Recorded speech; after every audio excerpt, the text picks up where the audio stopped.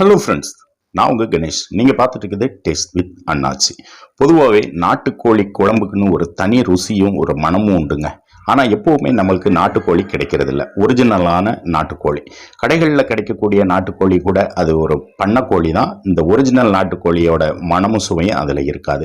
ஆனால் நம்ம இன்னைக்கு பிராய்லர் சிக்கனை வச்சு ஒரு சூப்பரான நாட்டுக்கோழி குழம்பு டேஸ்ட்டில் அதே மனத்தோட அதே ருசியோட நம்ம இன்னைக்கு இந்த வீடியோவில் செய்ய போகிறோம். அட்டகாசமான டேஸ்ட்டில் இருக்க போது சூப்பரான ஒரிஜினல் நாட்டுக்கோழி குழம்பு சாப்பிட்ட ஒரு திருப்தி உங்களுக்கு கிடைக்க போகுது. வாங்க அதை எப்படி செய்யலாம்னு பார்க்கலாம். அதுக்கு முன்னாடி நம்ம சேனலை சப்ஸ்கிரைப் பண்ணி சப்போர்ட் பண்ணுங்க. இப்போ வீடியோக்குள்ள போகலாம்.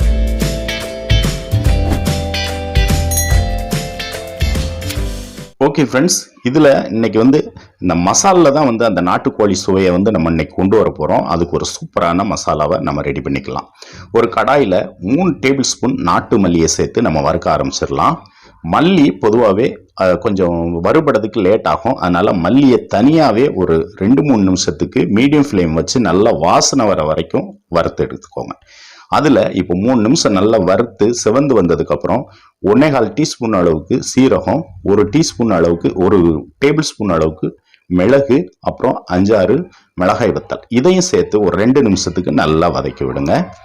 ஓரளவுக்கு அந்த சீரகம் பொரிஞ்சு வந்ததும் ஒரு 2 சின்ன துண்டு பட்டை, ஒரு 2 ஏலக்காய், ஒரு 4 கிராம்பு, கண்டிப்பாக கல்பாசி யூஸ் பண்ணுங்க. கொஞ்சமாக கல்பாசியும் சேர்த்துட்டு லோ ஃப்ளேம் வச்சுட்டு அதை 1 நிமிஷம் வரைக்கும் வறுத்துடுங்க.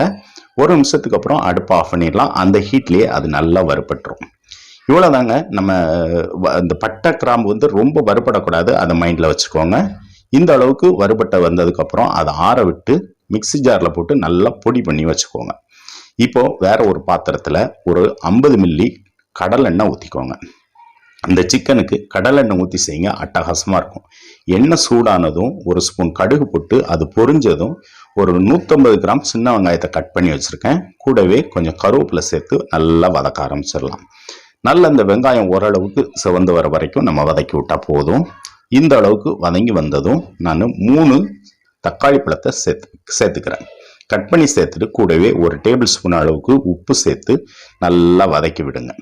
இந்த தக்காளி நல்லா மசிஞ்சு வரணும். அது வரைக்கும் பொறுமையாக மீடியம் ஃப்ளேமில் வதக்கி விடுங்க. இந்த அளவுக்கு வதங்கி வந்ததுக்கப்புறம் நாம் இதில் இஞ்சி பூண்டு பேஸ்ட்டு சேர்த்துக்கலாம். நான் இதில் 2 டேபிள் ஸ்பூன் அளவுக்கு இஞ்சி பூண்டு பேஸ்ட்டு சேர்த்துக்கிறேன். இன்னைக்கு 1 கிலோ சிக்கனை வச்சு தாங்க இந்த ரெசிபி செய்கிறோம். அதோட அளவு தான் இது. 1 கிலோ சிக்கனுக்கு உண்டான அளவு தான் நான் இங்கே உங்களுக்கு காமிச்சிருக்கேன். இந்த இஞ்சி பூண்டு பேஸ்ட் போட்டு ஒரு 2 நிமிஷம் நல்லா வதக்கி விட்டதுக்கப்புறம் நான் கழுவி சுத்தம் பண்ண 1 கிலோ சிக்கனை இதில் சேர்த்துக்கிறேன்.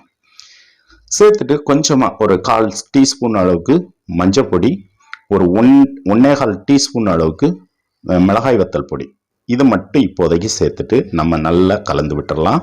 மிளகாய் பொடி உங்கள் காரத்துக்கு தகுந்த மாதிரி சேர்த்துக்கோங்க. ஏன்னா நம்ம ஏற்கனவே வறுத்து அரைச்ச மசாலாவில் 5 மிளகாய் வரைக்கும் சேர்த்துருக்கோம். உங்களுக்கு காரத்துக்கு தகுந்த மாதிரி சேர்த்துக்கோங்க. இப்போ இதை நல்லா ஒரு முறை கலந்து விட்டுட்டு மூடி போட்டு ஒரு 5-6 நிமிஷம் வேக விடுங்க.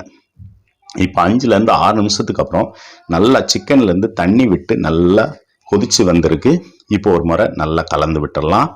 5-6 நிமிஷத்துக்கு அப்புறம் இப்போ நம்ம வறுத்து அரைச்ச மசாலாவை இதில் சேர்த்துக்கலாம்.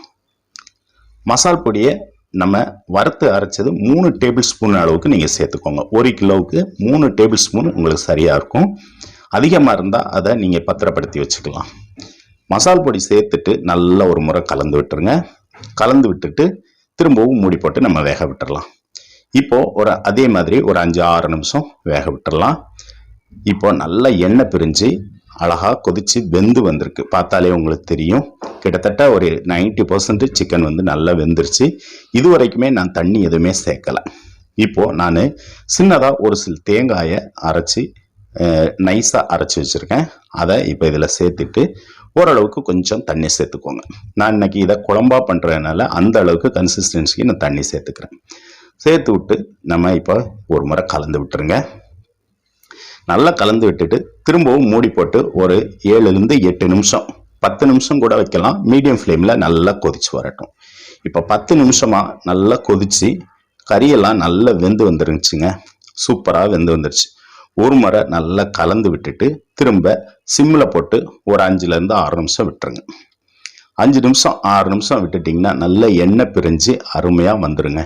கண்டிப்பாக எப்போவுமே கோழிக்கறி வெந்ததுக்கு அப்புறம் ஒரு 5 நிமிஷம் சிம்மில் போட்டிங்கன்னா நல்ல எண்ணெய் பிரிஞ்சு வரும். அப்போ தான் அந்த டேஸ்ட் உங்களுக்கு கொடுக்கும்.